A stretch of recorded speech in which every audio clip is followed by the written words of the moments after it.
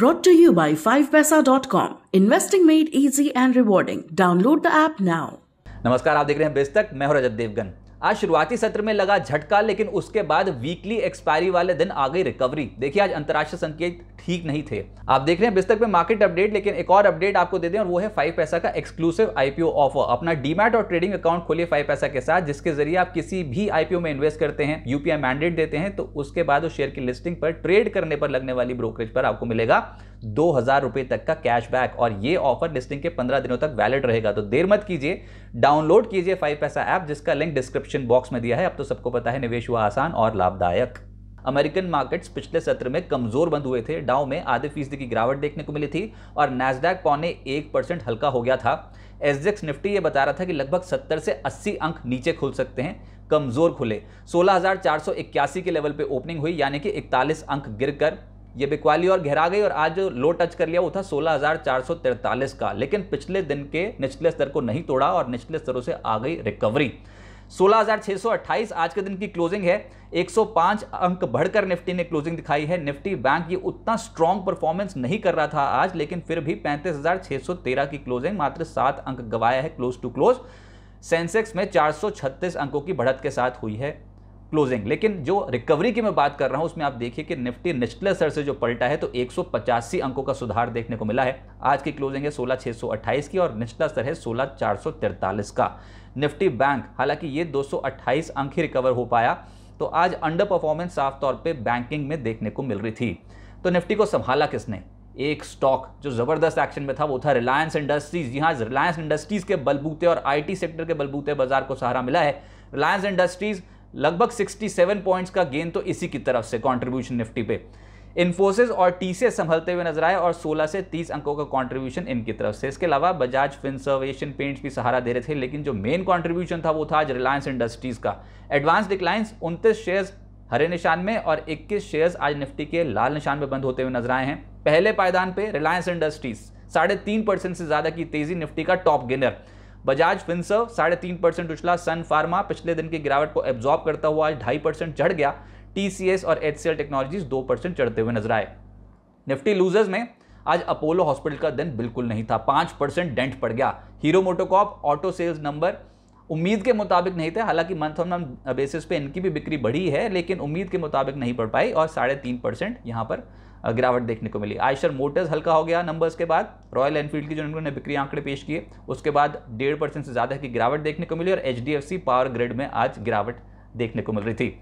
Sector specific oil and gas दिखेगा आपको, क्योंकि रिलायंस इंडस्ट्रीज ही है वहां पर, तो 3.5% रिलायंस इंडस्ट्री उछला। उसके अलावा अदानी टोटल गैस में 5% के रिटर्न मिले। एजिस केमिकल 3% उछला। Oil India, ONGC, Gujarat gas जैसे स्टॉक्स आज 2% से 2.25% उछल गए। आईटी अक्रॉस द बोर्ड खरीदारी थी। एलएनटी टेक्नोलॉजी सर्विसेज 3.5% यहां पर उछाल। एलएनटी इन्फोटेक 3% से ज्यादा उछला। टीसीएस, एचसीएल टेक, माइंट्री 2% चढ़ गए। इन्फोसिस, एम्फोसिस, कोफोर्ज 1.25% से लगभग 2% चढ़ते हुए नजर आए। एक सेक्टर था जो आज हरकत में आ गया और कमाल के रिटर्न्स दे रहे थे स्टॉक्स, वो थे टेक्सटाइल्स, जिसमें रेमंड लीडरशिप में इसने रोल संभाला है। आज 19.5% का उछाल इस स्टॉक में देखने को मिला। बॉम्बे डाइंग 13% उछल गया। Monte Carlo 14%। सेंचुरी टेक्सटाइल लगभग 7.5% का रिटर्न। किटेक्स, सतलुज टेक्सटाइल्स, कुछ छोटी कंपनियां जो आज 7% तक के ब्रैकेट के रिटर्न दे रही थी। मेटल स्टॉक्स जिसमें हिंद कॉपर का नंबर आया, Welspun Corp, Vedanta, Tata Steel, NMDC 1% से 2.5% आज छलांग लगाते हुए नजर आए। मीडिया कंपनियां हाल फिलहाल में पिटाई हुई थी, लेकिन निचले स्तरों से अब संभलने की कोशिश कर रहे हैं और आज नजारा 3% उछला है। आइनॉक्स लगभग 2.5%, सारेगामा, टीवी18 ब्रॉडकास्ट, पीवीआर जैसे स्टॉक्स 1% से 2% उछलते हुए नजर आए। पीएसयू बैंक्स आज बहुत ही मिला जुला रुझान बैंकिंग स्टॉक्स में देखने को मिल रहा था, फाइनेंशियल्स में देखने को मिल रहा था, जिसमें आज एचडीएफसी ट्विंस तो बिल्कुल ही काम नहीं कर रहे थे, लेकिन जो सरकारी बैंक्स थे जिसमें Canara bank, bank of Baroda, union bank, PNB, यहां पर कुछ हरकत देखने को मिल रही थी और लगभग 2% के रिटर्न इन स्टॉक्स में आए हैं। रियल एस्टेट भी कहीं खुशी कहीं गम दिखाई दे रहा था, जिसमें लोधा लगभग 4% उछला है। इंडिया बुल्स रियल एस्टेट कल ताबड़तोड़ बिकवाली थी, आज 3.5% उछल गया लोअर लेवल से। गोदरेज प्रॉपर्टीज और डीएलएफ में भी हल्की खरीदारी देखने को मिली। ऑटोज में आज मुनाफा वसूली थी, जिसमें हीरो मोटोकॉर्प 3.5% लुढ़का, आयशर मोटर्स 1.5% का डेंट पड़ गया। ट्यूब इन्वेस्टमेंट लगभग 1.25% लुढ़का है। Tata Motors, Bharat forge, Bajaj auto में आज बिकवाली देखने को मिली। फाइनेंशियल्स आईसीआईसीआई जनरल इंश्योरेंस हाल फिलहाल में कमाल के रिटर्न्स दिए हैं, आज 1.5% हल्का हो गया। एचडीएफसी और एचडीएफसी बैंक दोनों में ही आज मुनाफा वसूली देखने को मिल रही थी, लगभग आधा फीसदी से 1.5% की।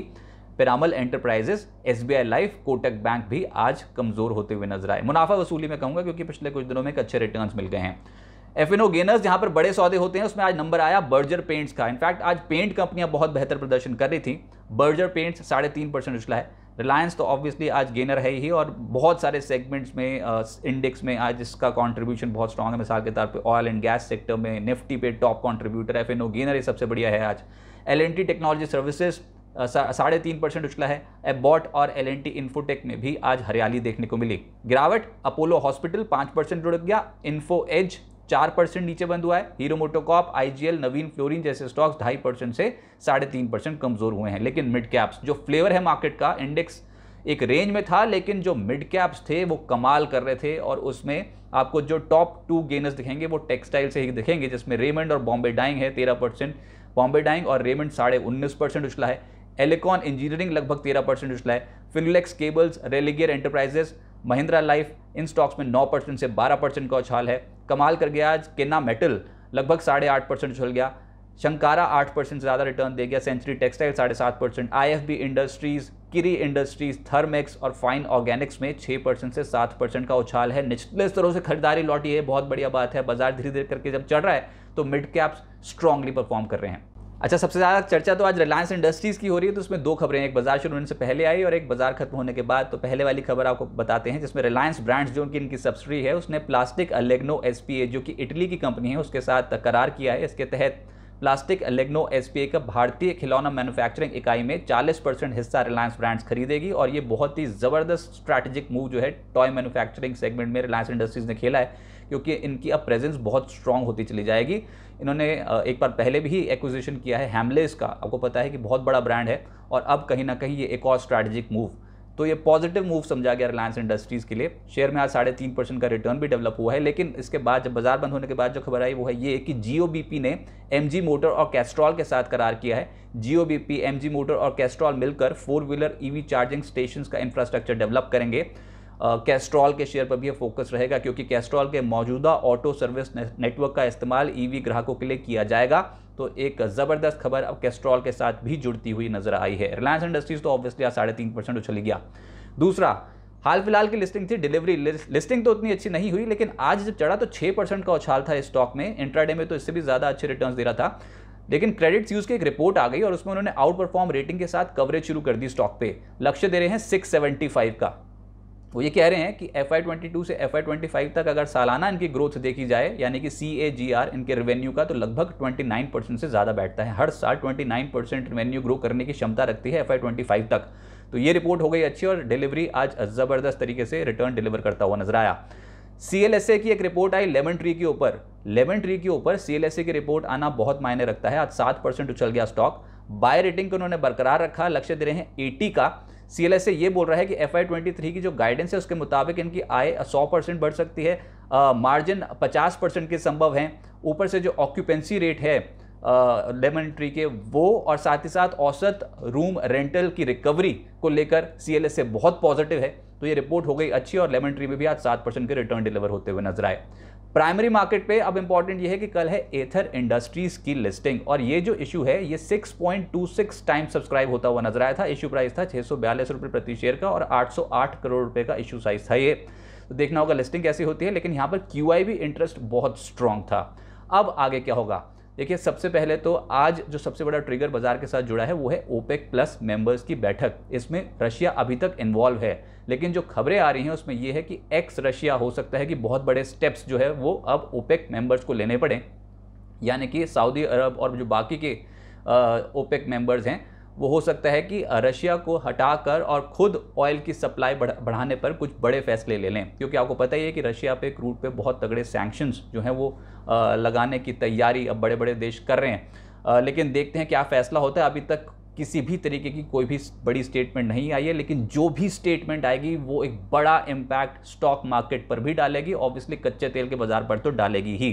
अच्छा, आज तो थी वीकली एक्सपायरी, अभी शुक्रवार का सेशन बचा है, लेकिन अगले हफ्ते जब बाजार में आएंगे सबसे बड़ा ट्रिगर जो होगा वो होगा एमपीसी की पॉलिसी बैठक। जी हाँ, 6 से 8 जून को एमपीसी की पॉलिसी बैठक है। उसके बाद आरबीआई अपना फैसला सुना देगा, लेकिन आरबीआई ऑलरेडी अब बहुत ज़्यादा टफ स्टांस ले चुका है महंगाई के मोर्चे पर। महंगाई को कंट्रोल करना इस समय आरबीआई की प्राथमिकता है। हमने पहले ही ब्याज दरें बढ़ते देख ली हैं, तो देखते हैं कि इस बार क्या रुख होता है आरबीआई का और क्या पॉलिसी स्टेटमेंट्स आती हैं। इस हफ्ते इंपॉर्टेंट यह है कि निफ्टी बहुत ही एक नैरो रेंज में फंसता हुआ नजर आया है, 257 पॉइंट्स के दायरे में फंसते हुए नजर आए। लो लगाया है 16,438, हाई लगाया है इस हफ्ते 16,695, और आज की जो क्लोजिंग है वो किसी भी लिहाज से कमज़ोर नहीं समझी जाएगी। पिछले 4 दिन का डेटा देखिए आप, 31 मई को 16,584 के लेवल की एक क्लोजिंग लेवल्स हैं जो आपकी स्क्रीन पे हैं। 1 जून को 16,522 के लेवल पे बंद होते हुए नजर आए, और 2 जून यानी कि आज 16,628 के लेवल पे बंद होते हुए नजर आए। तो लो से रिकवर कर जाते हैं, ये बहुत बेहतर बात है, लेकिन ये दायरा कहीं ना कहीं तो टूटेगा। और क्योंकि बहुत बड़ा एक ट्रिगर मार्केट्स के पास आरबीआई पॉलिसी का ही है, तो उससे पहले हो सकता है थोड़े कॉशियस होते हुए नजर आए। ऑब्वियसली ग्लोबल संकेत भी एक बड़ा असर डालेंगे।